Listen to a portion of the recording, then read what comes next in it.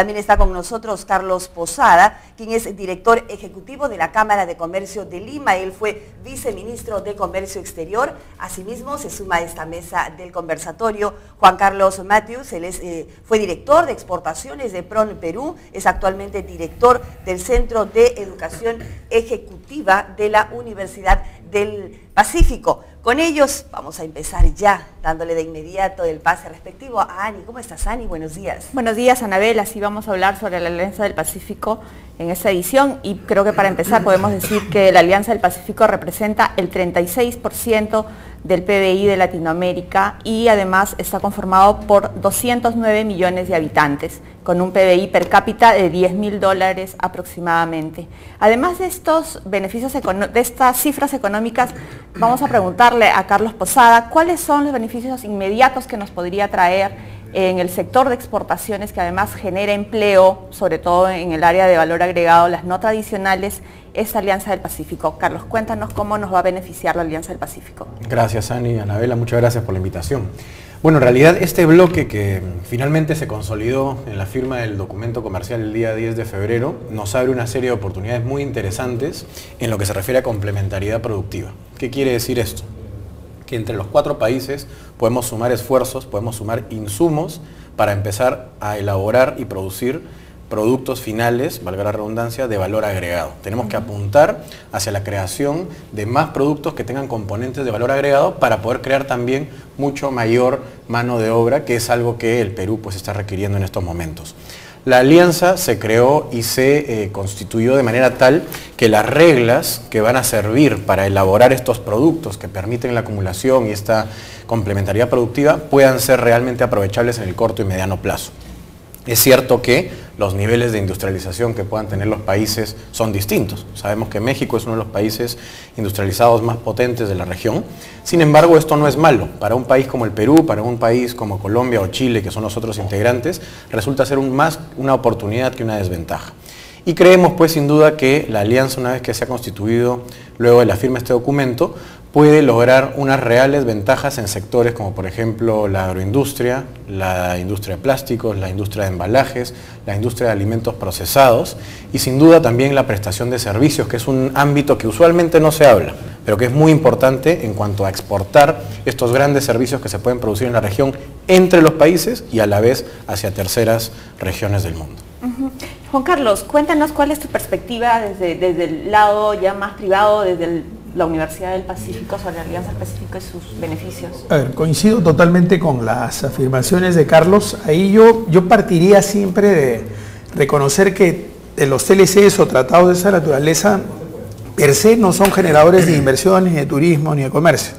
Todo depende de la agenda de competitividad que se trabaje al interior de los países, ¿no? Y en esa línea rescataría con particular fuerza un último punto que había mencionado Carlos en sus comentarios iniciales, que tiene que ver con la mirada que tenemos nosotros con respecto a las empresas que conforman este bloque. Es decir, más que pretender venderle a Colombia o a México o a Chile o comprarle productos, es cómo establecemos bloques que nos permitan atender a mercados ampliados. Por ejemplo, hace algunos años recibimos al segundo comprador de frutas frescas de Shanghái, que lo que compraba y distribuía en el mercado chino equivalía a 8.2 veces el total de las exportaciones peruanas. Ninguna empresa, ni en Chile, ni en Perú, ni en Colombia, tiene capacidad para atender los 12 meses del año con abastecimiento de uva. Por estacionalidad, por más que Chile sea muy sólido, muy fuerte en uvas y Perú haya crecido tanto, somos claramente complementarios en términos de estacionalidad. Y eso ha propiciado que empresas chilenas estén en Ica, estén en Trujillo, estableciendo joint ventures o consorcios bi o trinacionales para atender ese mercado. Eso es un poco lo que tenemos que apuntar, a buscar cómo, más que vernos como rivales, establecemos alianzas estratégicas mirando al mercado europeo, mirando al mercado asiático, mirando al mercado norteamericano. Para cubrir esas necesidades, permítanme seguir con la dilación del tema que usted estaba tratando. ¿Cuáles son entonces allí los grandes retos que le compete a nuestro país? En temas de infraestructura entendemos también enormemente. Sí, hay temas que son... Ahí, pero ¿qué más? Por supuesto, de parte del Estado, uno de los puntos principales sería el tema de infraestructura descentralizada. Y también todos los tópicos de facilitación de comercio. En la antesala conversamos con Claudio y con Carlos, por ejemplo, del tema de la ventanilla única de comercio exterior, del despacho anticipado, de mecanismos simplificados para poder operativizar esas exportaciones. Recordemos que al final del día lo más importante o el término más importante es competitividad. En términos simples, competitividad tiene que ver con precio, calidad y oportunidad de entrega. Por lo tanto, ahí hay tareas del Estado para reducir costos, trámites, papeleos, tiempos para generar un negocio de exportación, y ese es un punto débil que tiene Perú todavía, a pesar de los progresos. Y lo otro tiene que ver por el lado del Estado, esa capacidad, por ejemplo, para desarrollar marcas colectivas, para identificar dónde están esas complementariedades de las que hablaba Carlos hace un minuto, y ver cómo en el sector agrícola o en el sector farmacéutico o en el sector de plásticos tengo una posibilidad de sumarle valor a la producción colombiana y que ellos le sumen valor a lo que yo estoy ofreciendo. Entonces, hay tarea que compete al propio Estado y hay tarea que le compete a la propia empresa para capitalizar ese tipo de ventajas, ¿no? Este estudio que ha hecho el Banco Interamericano de Desarrollo para la Alianza del Pacífico ha identificado 8 cadenas productivas para poder empezar a trabajar. ¿En qué cadenas, de esas 8, cuáles son las primeras que se deberían empezar a trabajar para poder tener un beneficio conjunto? Ahí, Ani, es importante resaltar que estas cadenas han sido identificadas de manera tal que se pueda acumular la mayor cantidad de insumos y, como decía Juan Carlos, para abordar mercados externos, para abordar mercados asiáticos, europeos. Hay sectores muy interesantes en lo que es procesamiento de productos agrícolas y procesamiento de productos pesqueros. Me estoy refiriendo, por ejemplo, hoy día el Perú, sabemos, exporta uvas, exporta mangos, exporta espárragos, pero son productos que no tienen mayor valor agregado y deberíamos migrar hacia un procesamiento de estos productos de manera integrada. Y pongamos un ejemplo, si el Perú trajese frutas, por ejemplo, de Chile, para hacer néctares que se elaboran con fruta, con azúcar de Colombia, procesados de tal manera que este néctar tenga una mejor calidad y además con un embalaje que podría venir de México, y ese producto se vuelve mucho más competitivo porque esos insumos vienen libres de aranceles, vienen con precios más competitivos por las condiciones propias de la alianza y se exportan a nivel internacional. Este producto alianza tiene un mucho mejor precio y una mejor colocación en mercados internacionales para competir con bloques o con países que pudiesen ser competitivos y más competitivos respecto a los países de la alianza solos. Entonces acá el refrán de unidos somos más fuertes realmente se aplica a cabalidad. Y también aprovecharía la intervención, Ani, para reforzar inclusive un punto que Juan Carlos ahorita señaló. Como no es la finalidad de la alianza competir entre nosotros, sino más bien sumar esfuerzos, es importante también que vayamos por el lado de la armonización de normas. Tenemos que migrar hacia un estándar más alto en lo que es armonización de normas sanitarias, reglamentos técnicos. Y hago un pequeño ejemplo acá. Cuando el Perú exporta productos, por ejemplo, a la Unión Europea, nos exigen un estándar sanitario europeo, no el estándar español, ni el estándar francés, ni el estándar alemán. Eso hace que el bloque sea un bloque fuerte, que tenga sin duda estandarización al momento de la fabricación y también al momento de colocar estos productos a nivel internacional. Así que el siguiente paso que deberíamos hacer ahora, creo yo, luego de este gran paso del 10 de febrero, es empezar a trabajar en lo que es armonización de requisitos y homologación y reconocimiento mutuo de las entidades de nuestros países miembros. ¿Se está avanzando en eso con la inclusión de algunos productos en algunos sistemas de certificación o de trámites a través de la UCE? Entiendo que para fin de año hay el plan de incluir 180 documentos a través de esta ventanilla. Supongo que eso va a avanzar muchísimo más en este tema de la armonización. Claro que sí. De hecho, Ani, para, digamos, sacarle el jugo a este sistema de ventanilla única a la que hacía referencia Juan Carlos, la idea no es solamente que podamos enviarnos los documentos o la información electrónicamente, sino que a la vez esa información pueda ser reconocida, porque si no, la verdad, el efecto sería prácticamente nulo. Claro. En el caso de Perú vamos a terminar, por lo anunciado por el sector comercio, alrededor de 190, 180 trámites a final de año, de un total de 230, 240, que es, digamos, todo el proyecto de ventanilla única. Y en el caso de los otros países, la idea es que se avance, independientemente que puedan tener sistemas informáticos distintos, que se avance, digamos, a un objetivo similar que permite este intercambio y que permite esta validación y aceptación.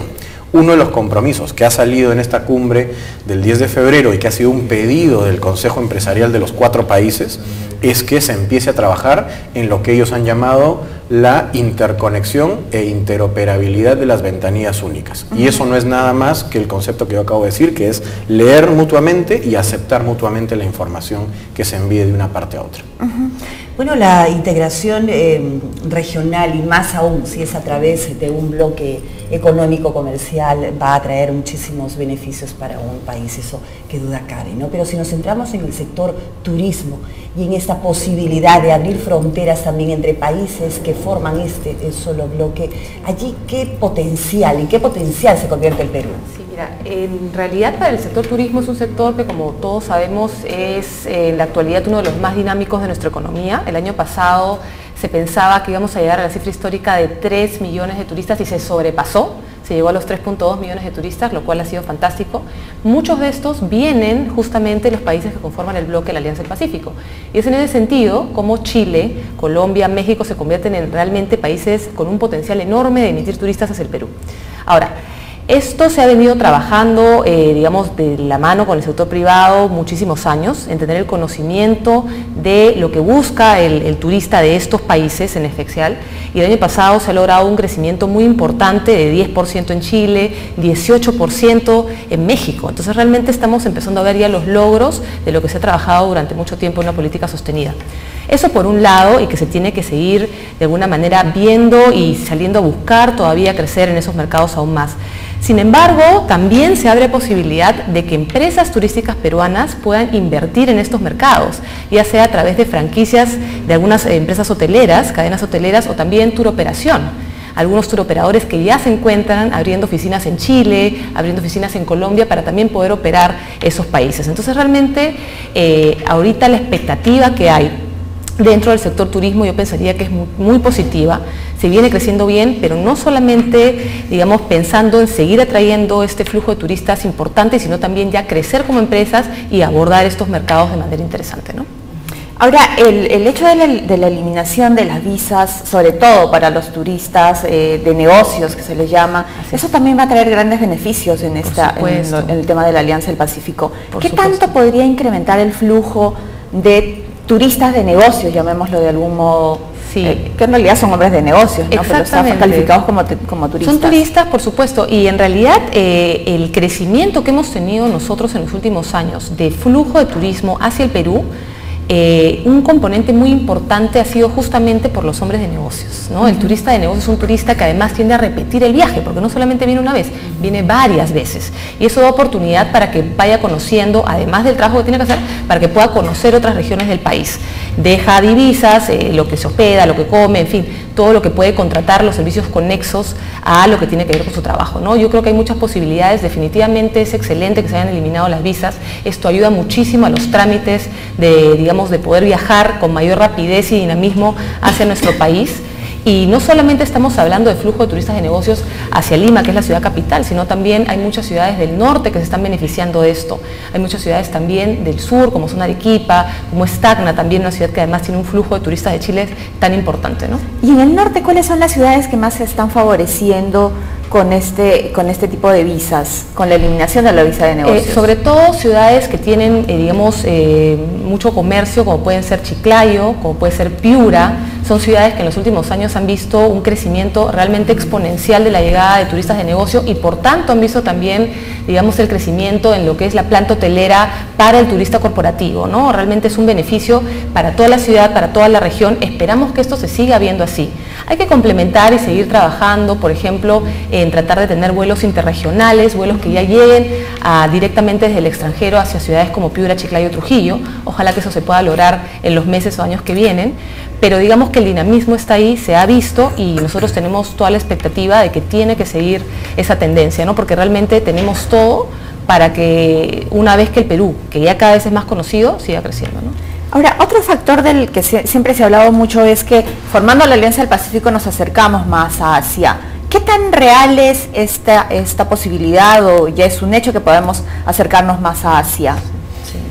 Bueno, yo creo que sin duda ese es un hecho comprobable desde ya, e inclusive podríamos decir que antes de esta firma ya contábamos con una serie de países muy interesados de formar parte, al menos en calidad de observador de este bloque. O sea, hoy ya son prácticamente 30 países de diversas áreas del mundo que están formando parte de los observadores de la Alianza del Pacífico, pero digamos la posibilidad de abordar mercados internacionales utilizando, Juan Carlos mencionó algo muy interesante, el tema de digamos, conectar las estacionalidades para ser unos abastecedores permanentes en el mercado, porque si vemos que México está en el hemisferio norte, Perú, Chile y Colombia en el hemisferio sur, y que pudiésemos identificar una serie de cadenas que permitan el abastecimiento permanente, hace que la alianza como bloque pueda ser un proveedor a nivel internacional de una serie de estos productos. Por otro lado, si analizamos la región asiática, que es una región que sigue creciendo en el mundo, la latinoamericana, que ha tenido promedios interesantes de crecimiento, y la alianza con un promedio mayor al promedio mundial de crecimiento, pues hace que este enamoramiento entre los dos bloques para permitir que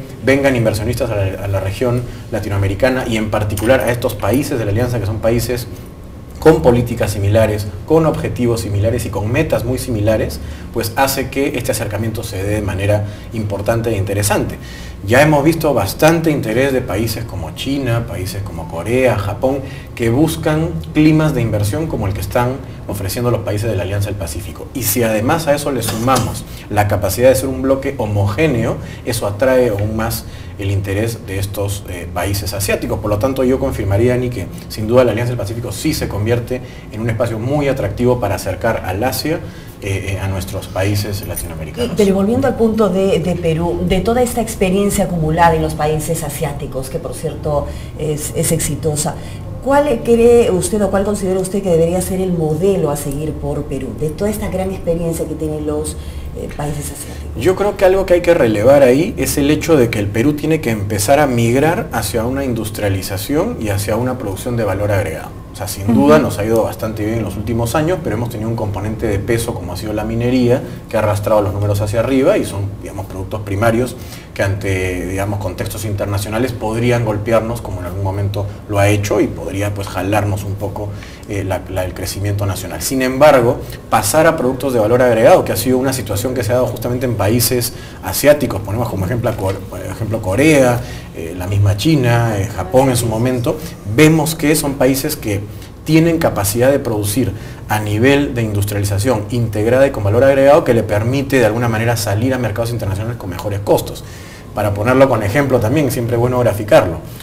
Un espárrago versus un carro, pues genera, digamos, un impacto internacional distinto. No estoy diciendo que exportar espárragos esté mal, pero lo que quiero decir es que el país tiene que empezar a trabajar en lo que es industrialización, y ahí vienen conceptos como la mejora de la competitividad, la infraestructura, el manejo de energía, manejo de agua, profesionales, técnicos, mano de obra que permita soportar un crecimiento que evidentemente debe ser el objetivo de un país como el Perú. Permítame, pero allí hay todo un plan de industrialización ya que está poniendo en marcha actualmente el Ejecutivo.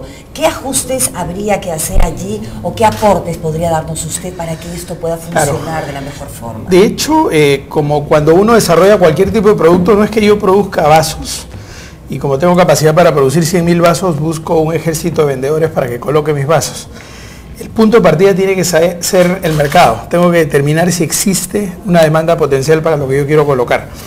Por consiguiente, un plan industrial tiene lógica en la medida que parta de una mirada de mercado.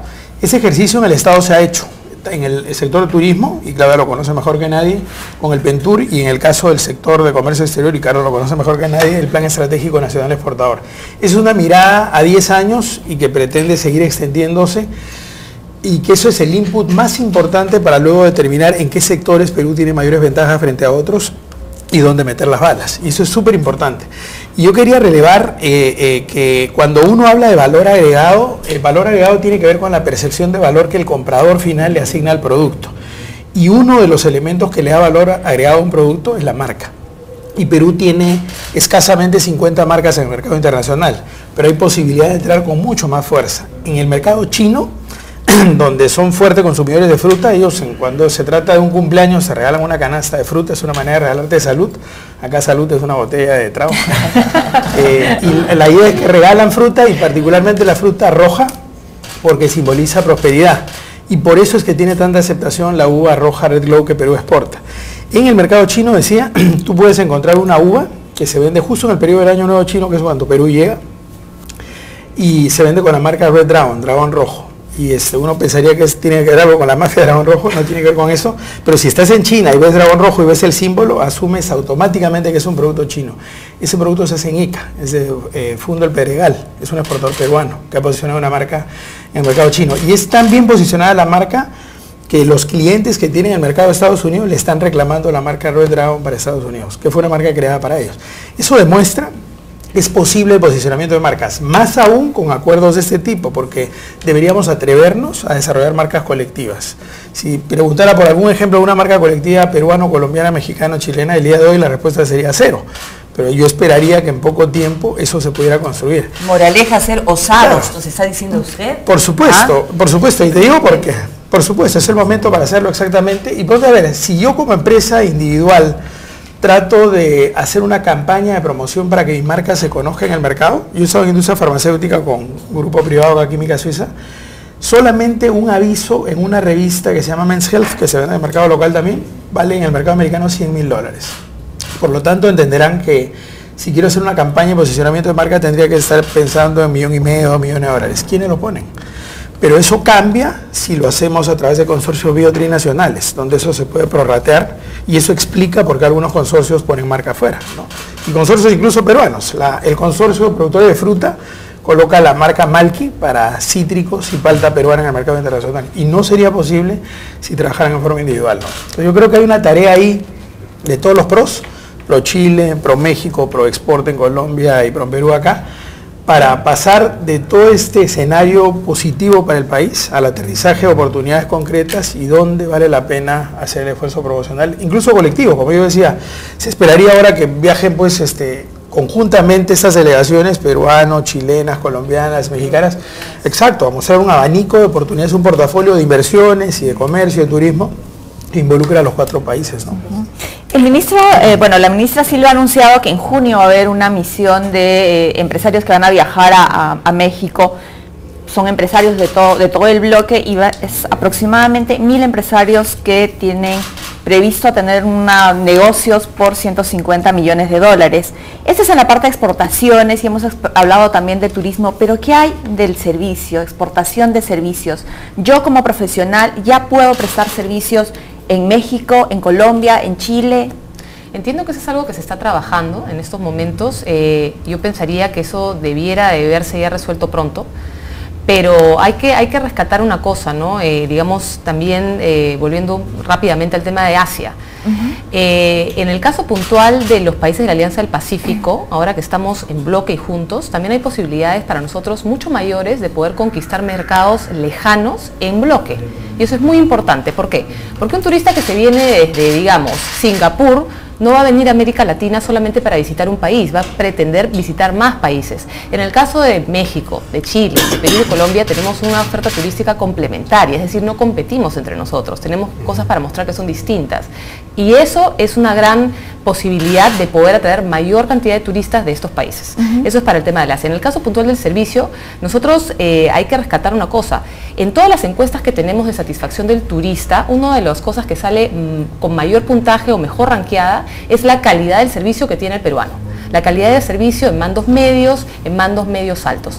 En ese sentido, pensaría que hay una muy buena oportunidad para los peruanos que están dentro del sector de servicios de turismo, que es el más grande, dicho sea de paso, dentro del sector servicios, para poder salir a buscar, si es que lo desean, oportunidades en otros países. Ojalá que sea no solamente para prestar servicios, sino también para poner sus propias empresas, como lo dije, porque hay muchas posibilidades de poder, ahora sí, realmente poder sacar empresas peruanas o formar empresas peruanas en estos países, ¿no? ¿Tenemos esa capacidad, las empresas peruanas tienen esa capacidad de poder ir a instalar una empresa? Hay algunas que ya lo están haciendo, dicho sea de paso, justamente en estos países, ¿no? Como son Colombia y Chile. Estamos viendo que están empezando con, digamos, negocios pequeños, pero la idea es ir creciendo poco a poco e ir abarcando cada vez mayor cantidad de la porción del negocio de estos mercados. Y para ir mejorando toda esta calidad de servicios es importantísimo que duda cabe el rol que pueda jugar el empresario, ¿no? Por supuesto. Pero también allí habría que hacer tal vez una reflexión de cuál debería ser el rol del gobierno. Hace poco hemos escuchado al ministro de Economía, Castilla, señalar que tiene que ir el empresario de la mano también con esa labor que pueda desarrollar el Estado. Así es, rescatando lo que mencionaba Juan Carlos, es el momento para ser osados. Yo diría que es el momento justamente de poder aprovechar todas esas herramientas y todas esas negociaciones que ha hecho el Estado durante tantos años y ponerlas por fin a buen uso del sector privado, pero mucho va a depender también de lo que el empresario quiera y pueda hacer. En estos momentos creo que se dan todas las posibilidades, más aún si se han anunciado posibilidades de visitas conjuntas llevando al empresariado de estos países, lo cual es muy importante porque te abre la ventana. Son, digamos, espacios en los cuales empresarios de todos estos países se juntan y pueden hacer negocios, ¿no? Pero mucho va a depender también de cómo es que quiera el empresario o la empresa entrar y abarcar estos mercados. Es el momento para tomar realmente decisiones importantes y es el momento para decidir apostar en crecer. Perfecto, sí, pero yo apuntaba más bien a que nos ayuden a entender cuál debe ser el rol del Estado en función de lograr esos conceptos. No sé si nos puede dar. Sí, yo creo que es importante, y voy a ratificar lo que dijo Juan Carlos, y es este trabajo de planificación. O sea, así como si uno le pregunta a una empresa, ¿cómo se ve usted de acá a 3 a 5 años? Y la empresa debería saber qué planes está siguiendo y qué objetivos persigue, el Estado también debe hacerlo. Yo creo que se ha hecho un trabajo excelente durante años pasados en tener un plan nacional exportador, en tener un plan nacional de turismo y tener esta planificación que permite justamente ver cómo se mueve el mundo, porque además el comercio exterior y el turismo no son estáticos. No podemos pretender entender estas dos materias como si estuviesen escritas en piedra. Entonces, analizar cómo está el mercado, analizar cómo están las tendencias, ver dónde somos fuertes, dónde somos competitivos y dónde tenemos potencial. A esa fórmula, ver el resultado que nos arroja y empezar a trabajar en planes estratégicos específicos en regiones y en productos, además con un plan interno estratégico también que nos permita trabajar con regiones, con municipalidades, con gobiernos regionales y con todos aquellos actores involucrados. La academia es importantísima también en todo este concepto de competitividad. Y entonces eso nos permitirá saber hacia dónde estamos yendo y qué cosa es lo que queremos, sabiendo nuestras fortalezas y nuestras debilidades, para poder justamente poner las balas, como se decía, donde más conviene en esta coyuntura. La coyuntura puede ser diferente de acá a 10 años. Vemos, por ejemplo, Estados Unidos, Europa eran excelentes mercados en el 2006-2007, el escenario mundial cambió en el 2008, vemos que Europa ahora está relativamente complicada, Estados Unidos mejora, Japón arroja indicadores nuevos después de creo que 20 años, entonces siempre hay que ver estas oportunidades. Y complementando lo que decía Claudia, al ser este el momento y tener esta base de TLCs bilaterales que creo que fueron excelentes políticas para generar la base que hoy día permite la Alianza del Pacífico, dicho sea de paso, la Alianza exigía que los miembros tuviesen TLCs entre ellos y la razón era una sola razón simple, que era busquemos esa base común, partamos de un mínimo común denominador en donde el terreno esté plano y firme para poder agregar valor, que en este caso han sido la eliminación de visas, la integración de las bolsas de valores, la eliminación de los aranceles de manera total y sin cuotas, sin restricciones, en un periodo de tiempo que no superará pues los 3 o 5 años, y en algún caso puntual un poco más. Pero contestando entonces la pregunta del gobierno, creo que es trabajar sobre la base de la planificación con miras a mantener una constante competitividad en el mercado internacional. No podemos quedarnos simplemente en lo que se hizo como si fuese, digamos, el resultado, digamos, permanente, porque creo que justamente la competitividad amerita siempre un análisis constante para mantenerla en el mayor más alto posible. ¿Cuál es el aporte de la academia en eso, Juan Carlos? Perfecto, para redondear justo y yendo a tu pregunta, Dani, solo quería complementar un punto que mencionaba Carlos a raíz de la pregunta de Anabela, ¿no? En un modelo de economía abierta hay 3 tareas centrales del Estado en forma general, ¿no? Promoción de la actividad privada, y por eso tienes un ProPerú, ProInversión, has tenido ProPyme, todos los pros. Facilitación de la actividad privada, y por eso tienes un aduanas, que en teoría y en parte en práctica lo cumple. Y tercero, un rol regulador, y por eso tienes Indecopi, Ciptel, Sinergia. Esas son las 3 áreas donde el Estado tiene que actuar, porque en un modelo de economía abierta lo que estás haciendo es reconocer que el motor de desarrollo de la economía es el sector privado. Por lo tanto, el Estado deja jugar al empresario y cumple esa labor que facilita el trabajo de la actividad privada. Y yendo a tu punto, de hecho, al final del día, si tú dices cuál es el activo más importante que tiene una empresa o una institución, siempre es el activo humano. Y por lo tanto, la academia tiene una tarea que cumplir y es un desafío permanente que tiene. Se ponen a pensar, por ejemplo, ¿cómo es posible que se abra el mercado, viene el banco HSBC, Citibank, bancazos súper fuertes, y tienes al banco de crédito como el número 1 del mercado y el principal empleador del país? No es por la plata, porque más plata tienen los otros, no es por la tecnología, porque hoy día la compras de cualquier lado, es por los equipos gerenciales, por los equipos que dirigen un país, una institución. Y por lo tanto, el rol de la academia es cómo construyes recurso humano talentoso que pueda gerenciar esto. y hay un desafío para todas las escuelas en el país, ¿no? Están apareciendo varios programas, varios diplomados, varias maestrías vinculadas ahora a negocios globales. Si nos remontáramos 10 años atrás, casi no había ninguna, ¿no? De repente una por ahí. Hoy hay carreras a nivel de pregrado, a nivel de posgrado, el tema del turismo cada vez es más relevante, a nivel de diplomas, a nivel de maestrías o programas de concentración, y ese es un desafío que tenemos. Recordemos que si vamos al punto más duro, crítico del país, nos vamos a centrar en el tema de educación, que ese es el punto débil que tiene el país, ¿no? Y no hay ningún país que haya tenido desarrollo sostenido sin pasar por una reforma educativa, que es el desafío que todavía tenemos en la mesa, ¿no? Si nos centramos en el tema de exportaciones, en este momento, ¿cuánto es lo que los países del bloque exportan? ¿Se exportan entre ellos? ¿Se compran entre ellos? ¿Y cuál es la proyección de aquí a unos años para poder que esto crezca y también crezca fuera del bloque, ¿no? Y te agradezco la pregunta, Ani, porque es una pregunta que justamente se trabajaba durante las negociaciones. Las negociaciones muchas veces terminan siempre teniendo algunos puntos álgidos y algunas restricciones y algunas sensibilidades, pero la respuesta en ese entonces siempre fue: nosotros no somos, entre comillas, peligrosos entre nosotros porque el comercio sigue siendo bajo entre los 4 países de la región. Y no superaba ni siquiera los 10.000 millones entre los 4. Es bastante bajo si consideramos evidentemente el potencial exportador que tenemos los 4 sumados hacia el mundo. Yo diría ahí, más bien, el gran trabajo para hacer es justamente dónde podemos sumar estas fortalezas que tiene cada uno en exportaciones hacia el mundo. El Perú ha tenido niveles de exportación que han superado los 46.000 millones en algún momento determinado. Colombia está por encima de los 70.000, Chile supera los 100.000, México, no tengo por qué decirlo, pues es el más grande de todos. Y estas capacidades unidas y justamente el trabajo de identificación de estas cadenas productivas con capacidad de exportación de manera interconectada es la que va a hacer que la alianza sea fuerte.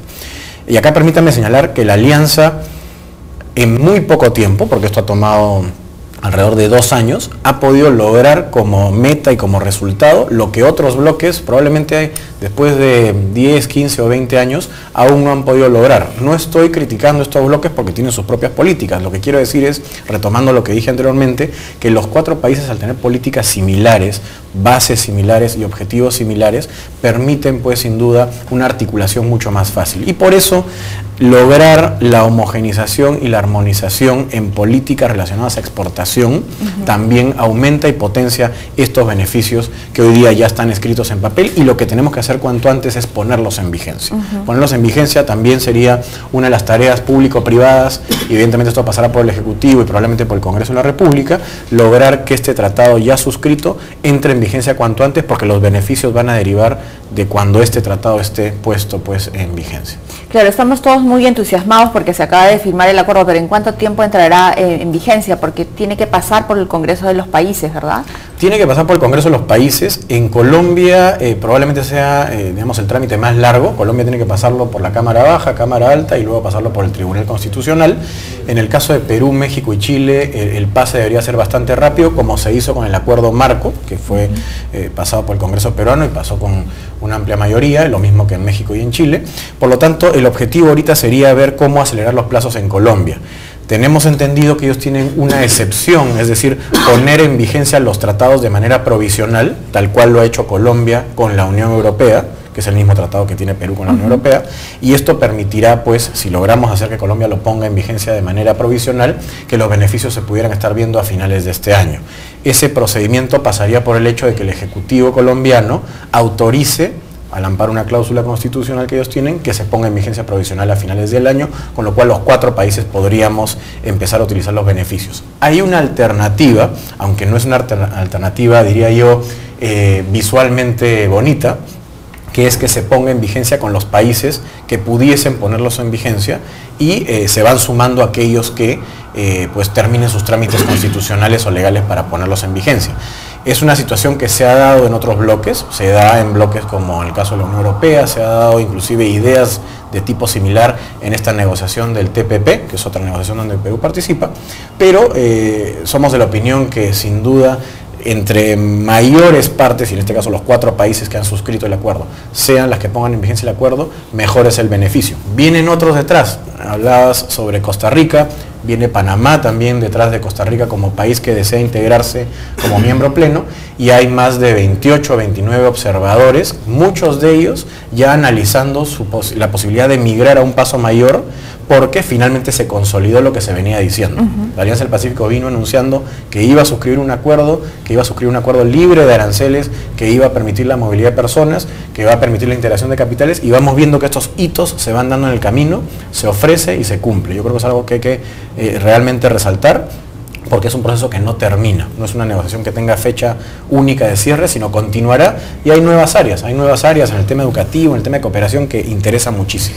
Bueno, escuchándolos, nos llenamos de mucha fe, de mucha confianza, optimismo en que realmente esto va a funcionar, ¿no? Pero así como estamos hablando en esta mesa de los beneficios, hay gente que también son sus detractores, están hablando cosas negativas de este gran bloque económico.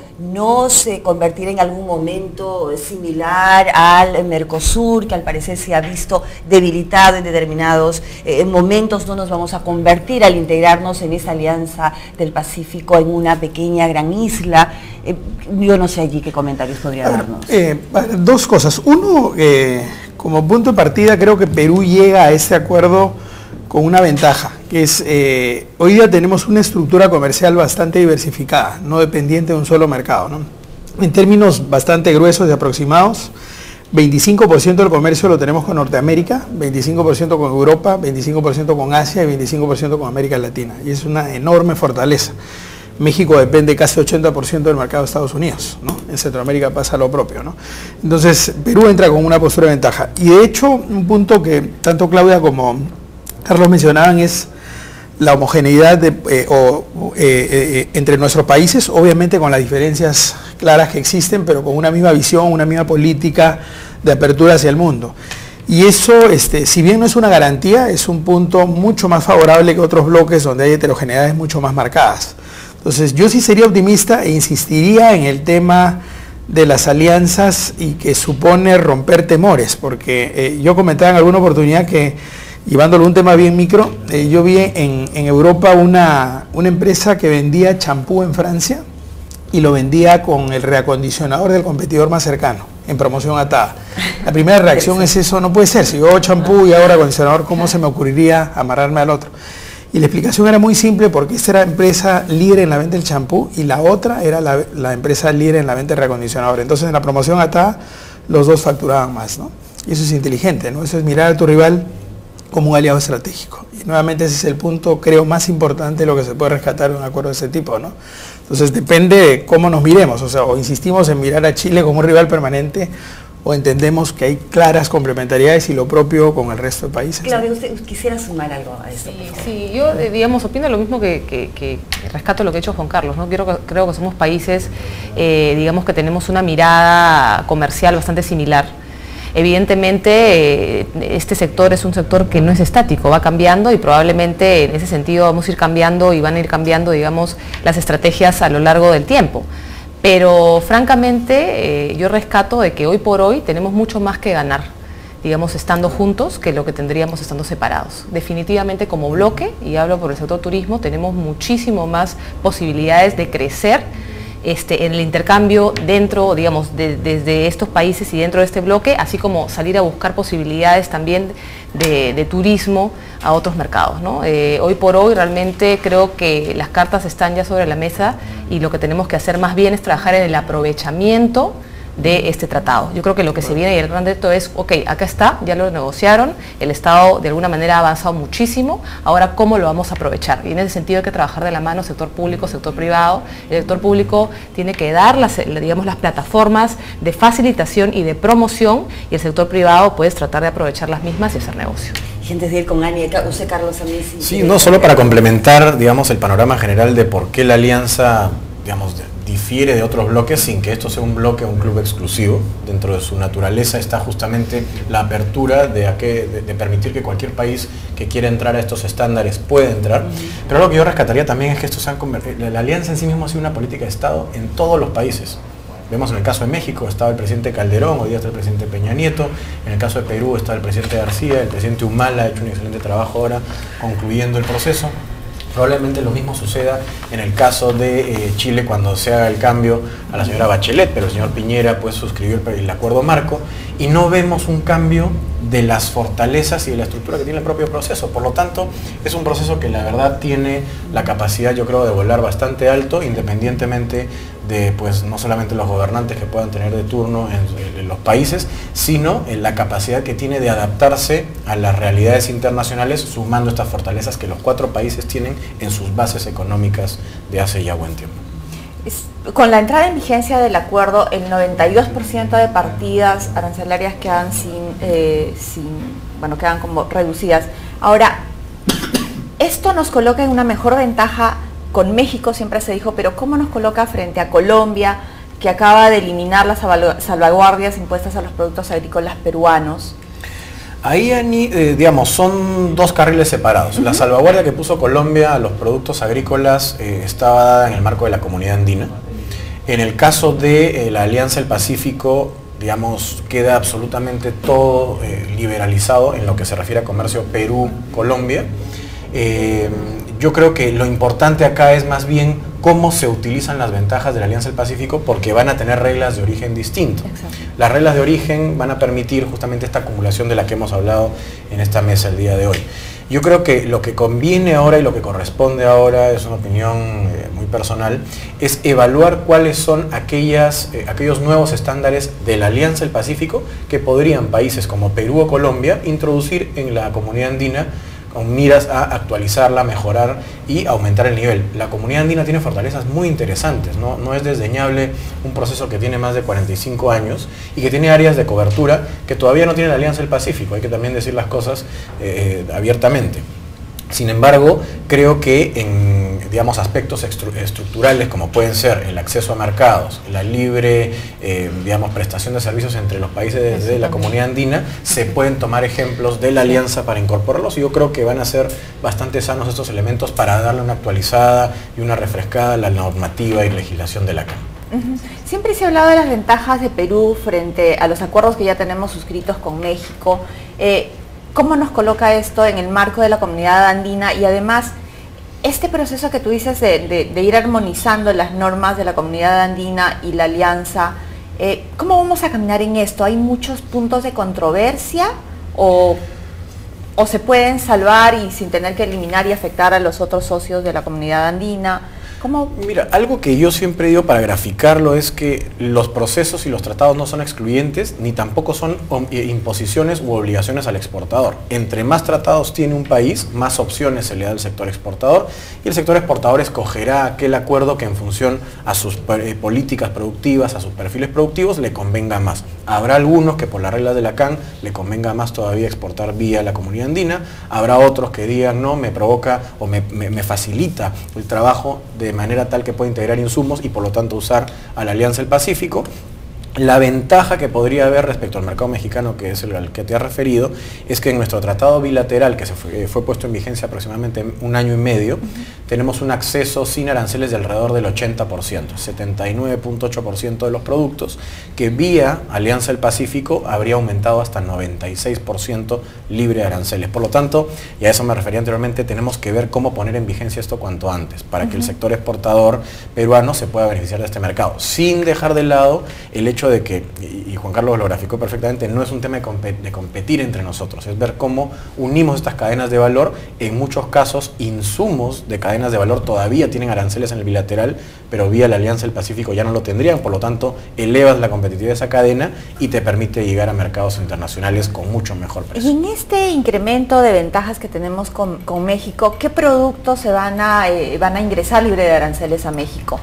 Bueno, hay productos interesantes y que eran emblemáticos en el que en el acuerdo bilateral estaban restringidos con cuotas o con estacionalidades. Exacto. Uno de ellos, por ejemplo, eran los plátanos, las piñas, estaban las paltas que tenían unos plazos de de desgravación largos y encima tenían algunas cuotas. Hoy día ya no existen. En la Alianza del Pacífico ya no hay ni cuotas, ni hay restricciones estacionales, hay eliminación de aranceles. Algunos, como señalé, tendrán una desgravación en 3 años o 5 años. Sin embargo, estos son plazos muy cortos respecto a una imposibilidad que se tenía anteriormente, donde el mercado estaba literalmente cerrado.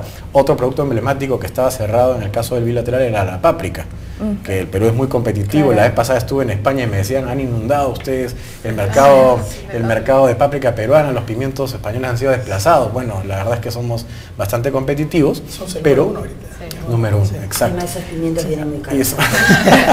Pero ahí están esas ventajas. Creo que ha sido un excelente salto y yo creo que el sector exportador peruano tiene ahora muchas grandes oportunidades para llegar a este mercado mexicano. Bueno, nos van quedando pocos minutos. ¿Usted quería agregar algo? Sí, solo un puntito rescatando el punto que tocabas al principio, Anabela, cuando mencionaste cómo beneficiaba al poblador de a pie, ¿no? Ahí que adivina el pensamiento, porque le iba a preguntar cómo redunda esto en ellos, ¿no? Y en el empleo también.